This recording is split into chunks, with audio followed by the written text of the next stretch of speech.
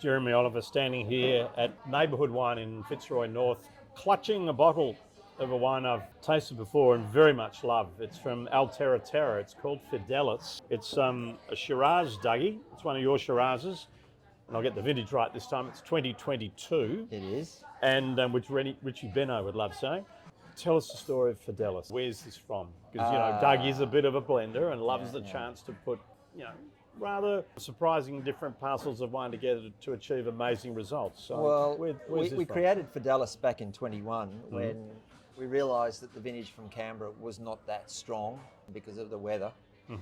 And so we came up with the idea of, rather than single vineyard wines that year, these blends. And then in 22, Canberra again had another disappointing vintage. So we'd also taken on Woods Paddock Vineyard at that stage in the Pyrenees, and of course we had McLaren Vale Vineyard from Blewett Springs still available, and we were taking that. So in the end we didn't use any Canberra fruit in 22. We didn't think it was quite going to cut the mustard. The Fidelis is always the best blend that I can make of each year, and if I can't do it, I don't do it. That's just one of those things. But we really were excited when we used the Pyrenees fruit with a little bit of McLaren Vale and then tweaked it with a tiny bit of Pinot that came from Macedon. Wow. I think that's definitely a first. Probably. Wow. So here we go. I'll be honest, because I've tried this wine a few times before. This really is more European. In fact, all the wines of yours, Doug, to be frank, have a real European stamp about them. And that's not to say that Doug's trying to make something out of Europe and not Australian. These are very Australian wines, but of a style we don't see often enough. Medium-bodied, fine, gravelly texture, savoury, fragrant. There are florals. I mean, Shiraz, as we've seen with you in your history at Paradise 4, Shiraz can be really floral. Yeah. Beautiful red, black fruit, exotic spice. What am I missing out? Not much really. I think the secret is it's partly the clone, which if you know how to pick this clone and when to pick it, you get those florals and you get the spice. If you pick it too early, you lose all those spice and you get a more just simple fruit. If you leave it too long, it becomes quite cloying and rich and heavy. So it's about knowing when to pick this clone.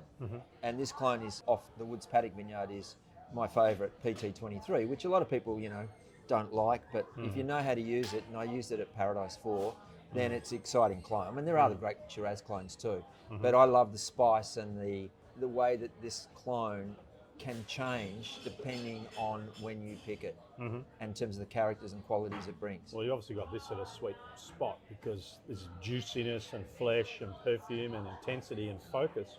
And also I'm loving the way that the tannins in this wine sort of creep up on you. When you first taste it, you don't think, oh, this is firm wine. By the time you've enjoyed it, you've got this beautiful sort of slaty tannin all the way down your palate. I think it's wonderful. Incredible to drink now. I would blame nobody if they opened their Fidelis today, if they wanted a wine to drink now, but I would encourage some of those people to leave a few bottles for a decade, maybe.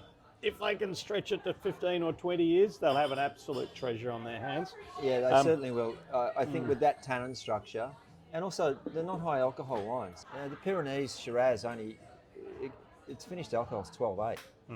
So we're not trying to make blockbusters. It's just, and we pick on flavour. We don't pick on anything else but flavour. Wow. Well, flavour aplenty in this wine, the Altera Terra Fidelis Shiraz 2022, available right now on the platform at Oliver's Wines.